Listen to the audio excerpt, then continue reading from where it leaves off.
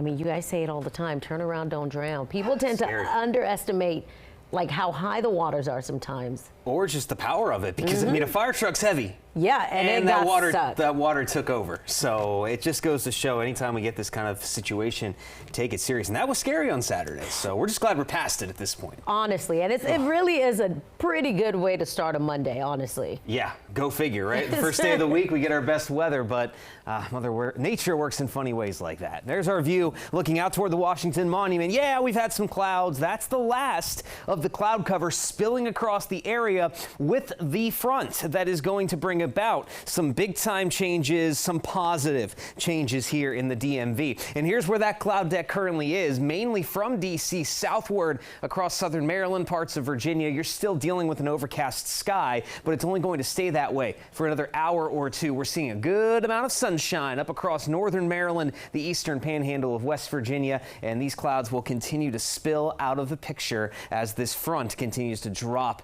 away from us. Now, outside of the clouds, even though it may look like it wants to rain, we're done. Outside of just a few spotty showers that we're seeing, very light rain in southern Maryland, there is not expected to be any additional wet weather as we roll about the rest of this Monday. Again, great news, especially for the folks so heavily impacted by that flooding this weekend. And that front brought about a drop in our temperatures. We have upper 70s, lower 80s. That's not too bad here for the middle of a July day across the DMV. But more importantly, we are going to start to feel the difference. That front is going to clear out a lot of this nagging humidity that just has not left us alone for at least a few weeks on end. Yes, we still do have some dew points right around 70, still pretty muggy in parts of the region, but we can see signs of that drier air spilling in. Cumberland, you've already dropped down to a dew point of 60. Everybody is going to experience that soon enough. So as far as temperatures go this afternoon, again,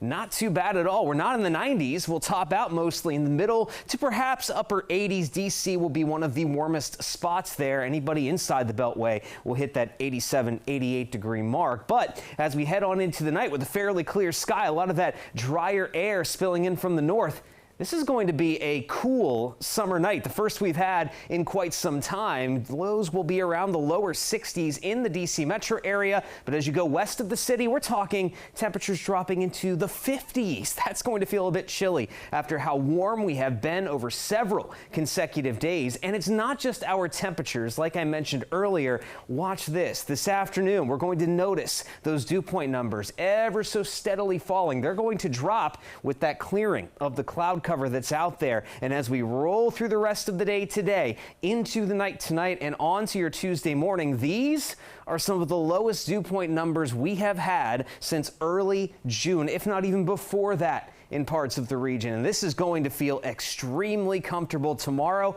is going to be one of the most beautiful days we've had in terms of low humidity, sunshine, and decently comfortable temperatures. So folks, soak this up. I mean, we've earned it after how hectic it's been at times with our weather pattern, all the heavy rain, the storms. It stays comfortable through Wednesday, but alas, we're going to see that heat and humidity start to return in force Thursday and Friday, and then a few showers and storms will return this upcoming weekend. That will halt the heat, but we'll have to be ready for more active weather Saturday and Sunday.